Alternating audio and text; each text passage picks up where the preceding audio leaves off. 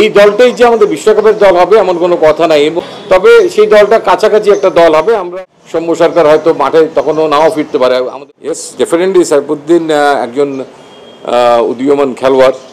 আপনারা একটা দল পেয়েছেন যেটাকে আমরা বলছি যে আমাদের এটা একটা প্রিপারেশন ক্যাম্পের দল।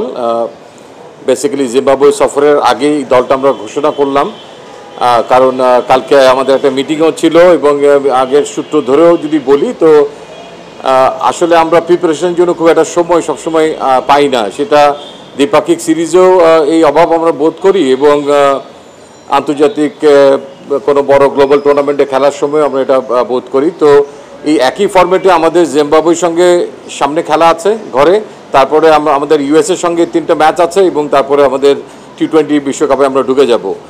এখানে একটা জিনিস দেখেন যে আমরা সর্বোচ্চ অ্যাডভান্টেজটা নেওয়ার চেষ্টা করব। 1 তারিখের মধ্যে টিমটা জমা দেওয়া, এটা একটা আইসিসির একটা বাধ্যবাধকতা করে দেওয়া হয়েছে যদি এটা এক্সটেন্ড করা না হয় ডেটটা।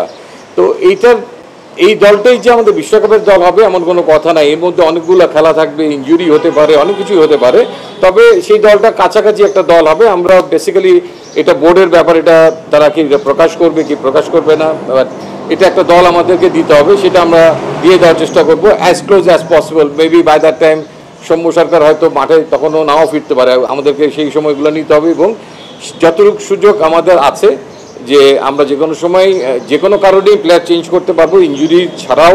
তো সেই সুযোগগুলো আমরা নিব, সেগুলো হলে হয়তো তার জন্য ফর্মালি হয়তো পরে একটা ডিসকাশনের টিম ডিক্লেয়ারের একটা সুযোগ থাকবে। অফিসিয়ালি আনঅফিসিয়ালি হয়তো আমরা পাঠিয়ে দেবো যেটা আমাদের দাপ্তরিক কাজ করার সেটার জন্য হয়তো করা হবে। তিনি এক্স্যাক্টলি রাইট পয়েন্টে হিট করেছেন।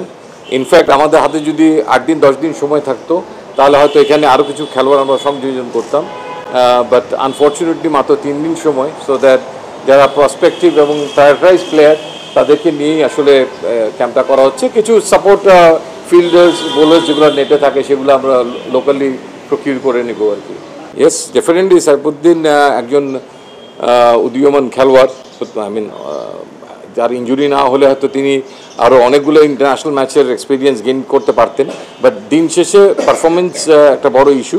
সাইফুদ্দিন হয়তো তার ব্যাটিংয়ে কিছুটাই এগিয়ে আছেন, আবার বোলিংয়ের দিক থেকে তার কম্পিটিটর আছে।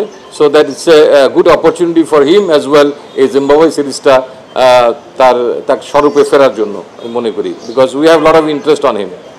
যে কোনো একজন খেলোয়াড়কে একটা প্রসেসের মধ্যে দিয়ে আসতে হবে।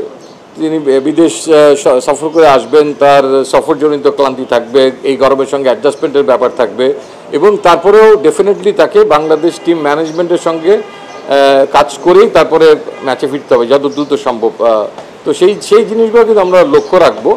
টিম বন্ডিংয়ের ব্যাপারে আমার মনে হয় যে he knows how to gel with the team. So এটা কোনো সমস্যা হবে না, কারণ আমাদের 5টা ম্যাচ আছে জিম্বাবুয়ের সঙ্গে, তারপরে ইউএসের সঙ্গে আমেরিকাতে গিয়ে আমরা কয়েকটা ম্যাচ খেলবো। তো কাজেই বিশ্বকাপ শুরু হওয়ার আগে আমার মনে হয় অনেকগুলো খেলা এবং অনেকগুলো দিন আছে একসঙ্গে তারা কাটাতে পারবে।